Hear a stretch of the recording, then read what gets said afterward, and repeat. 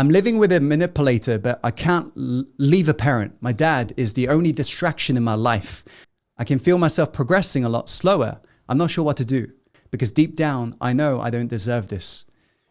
Maggie, appreciate you, being so vulnerable here. If you're in a position where you cannot, let's say, let go of this person since it's family, the next best form of defense is you've got to become a little bit yucky to this individual. Dare I say it, we know we don't want to be holding toxic relationships. But the problem is our expression is leading to these relationships happening. So we sometimes try to logically think how that person who's toxic should be acting. But remember, that person in front of you doesn't think like you, hence why they're acting in this very strange way. When we realize that a toxic person takes a level of pleasure from putting you down, you realize that the reaction you're giving them is actually making them feel good about themselves. Yes? So therefore, the way you're responding is keeping their addiction they have of always belittling you, going. So the first step to really transcending this reality is about you becoming aware of your triggers. What are your triggers right now? That's important because that's pointing towards the area of healing. And until you heal what is, these toxic people will target what is.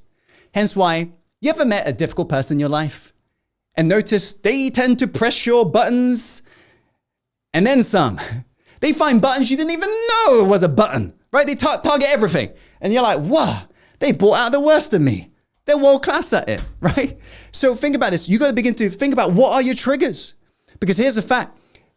Think about this. If somebody came up to you and let's say you don't have green hair, let's say somebody comes up to you and says, hey, you've got green hair, right? And you don't have green hair.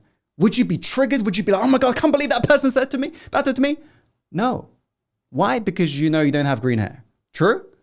But let's say now somebody comes up to you and says, hey, you are a horrible human being.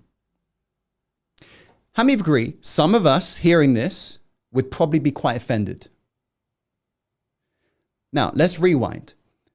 In the first occurrence, somebody calling you, you got green hair, it didn't offend you. Why? Because think about this. You're saying, I don't have green hair. Now, why did on the second occurrence, when that person said, you're a horrible human being, why did it offend you?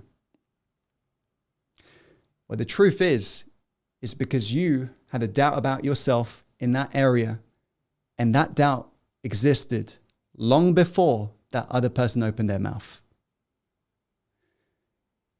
Nobody has ever been offended by a statement that doesn't apply to them. Once you swallow this bitter tasting medicine, you get closer towards the cure. The cure being you got to look within and realize when somebody says something to you and it hurts, it's not what that person's saying. It's what you're saying to yourself. Once they stop talking, that's what's offending you. So here's a key insight right now.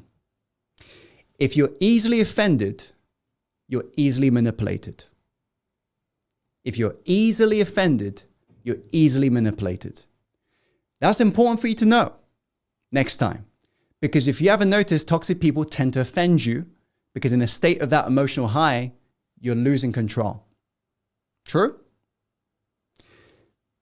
If you're easily offended, you're easily manipulated. To prevent that from happening, stop offending yourself.